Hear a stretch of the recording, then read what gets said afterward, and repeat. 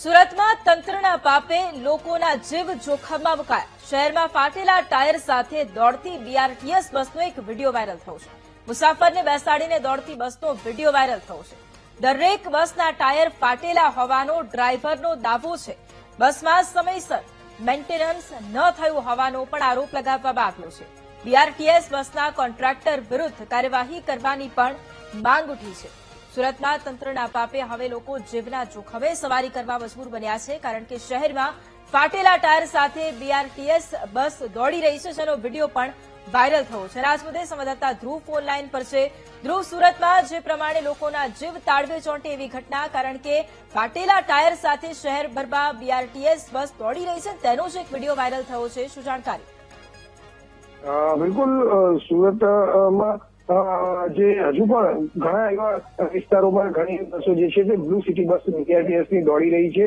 આમ તો મોટાભાગની તમામ બસો જે છે તે ઇલેક્ટ્રિક બસો દોડવા માટે કહી રહ્યું છે, પરંતુ હજુ પણ અપૂરતી ઇલેક્ટ્રિક બસો હોવાને કારણે સ્ટોક અપૂરતો હોવાને કારણે બ્લુ સિટી બસો દોડી રહી છે, પરંતુ તેની હવે સ્થિતિ જે છે તે ખૂબ જ રીતે જોવા મળી રહી છે।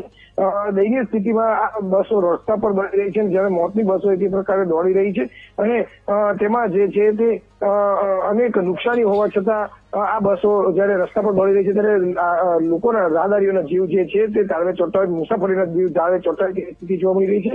બ્લુ બસ જે બીઆરટીએસ ની છે તે ટાયર ફાટી ગયું છે, તે પંચર પડી ગયું છે અને એક ટાયર પર આ બસ ચાલી રહી છે તેવો વિડીયો પણ વાયરલ થયો છે। એક જાગૃત નાગરિકે આ વિડીયો બનાવીને ડ્રાઈવરને આ અંગે પૂછવામાં પણ આવ્યું હતું, તો તેણે ડ્રાઈવરે કહ્યું હતું કે આવી મોટાભાગની બધી બસો આ જ પ્રકારે દોડી રહી છે।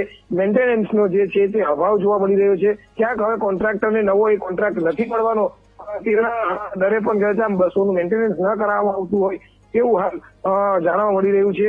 અને આ જ રીતે જયારે સુરત મહાનગરપાલિકાના બસના ઇજારદાર વિરુદ્ધ કાયદેસરની કાર્યવાહી કરવાની પણ હવે લોકોની માંગ ઉઠી રહી છે, કારણ કે જે રીતે આ બસો રસ્તા પર દોડાવવામાં આવી રહી છે તેને લઈને અનેક સવાલ ઉભા થઈ રહ્યા છે। જી બિલકુલ, આભાર ધ્રુવ તમામ જાણકારી માટે।